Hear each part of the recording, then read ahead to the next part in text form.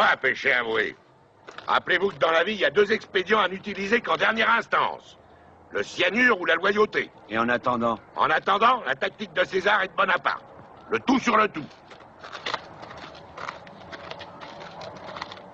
Mais heureusement que j'y étais pas, moi j'aurais pas pu supporter. Je serais tombé raide. Tac. Mais dites, mais ça doit être impressionnant. Hein. Oh, vous savez, quand un cheval est en bonne condition, non, j'ai simplement fait changer la selle qui comprimait les tenseurs latéraux.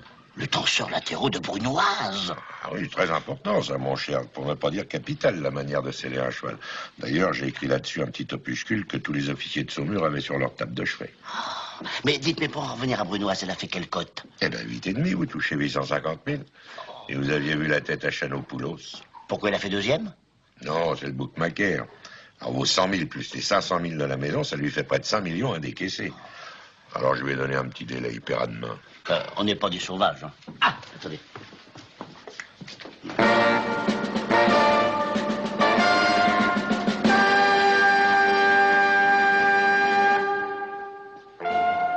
Alors là, mon cher Ripeux, alors vous êtes trop gentil.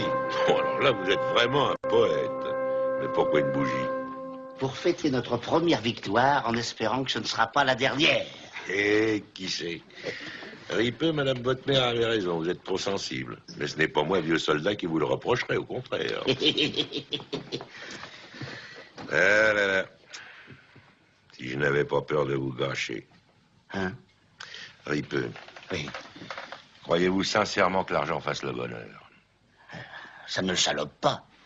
Puisque c'est vous qui le dites. Eh bien, je vais vous donner votre chance. Vous êtes un père. Vous avez une fille à doter. Êtes-vous homme à faire fortune? J'y pense toutes les nuits. Mais pourquoi me demandez-vous ça? Eh ben voilà. Un cheval de madame de Carbouf court demain à Auteuil. Un fils de Minos et Pasiphae, allié à la famille de Saint-Simon par son demi-frère. Tous les ancêtres les plus illustres sont penchés sur sa litière. Et comment s'appelle ce gentil cheval? Minotaure. Oh, et d'après vous, c'est la grosse affaire? C'est l'affaire. Mais vous joueriez le paquet dessus? Ah, mais je ne joue jamais. Mais la maison, elle, va y aller du maximum. C'est pourquoi, en supposant que vous mettiez les 850 000 de Brunoise, bon, il ne faut pas que vous comptiez sur beaucoup plus de 4 millions. Mais ça fait quand même du 5 contre 1. Oui. Dites, sans vouloir vous vexer, est-ce que je peux faire une supposition, mais absurde, absurde? Si jamais ça rate. Oh, dans le fond, vous avez peut-être raison. L'amitié m'égarait. Mais je vous comprends. Un gentil petit restaurant, petite cuisine bourgeoise, petite affaire. Vous n'êtes pas fait pour les gros coups, mon cher Ripeux. Bon, eh ben, demain, je vous verserai vos 850 000 francs et vous irez les porter à la caisse d'épargne. Ben pourquoi pas? Avec le 2%, on est sûr? On est surtout sûr que ça ne fera pas 3.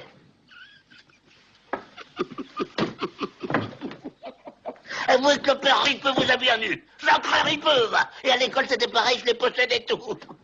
L'inspecteur de l'école primaire m'avait remarqué, il me disait, Ripeux, vous serez acteur. Et j'aurais pu l'être, mais pas fou, Ripeux. Petit-fils d'Auvergnat, fils d'Auvergnat, crocodile moi-même. J'aurais fait mes additions toutes les nuits.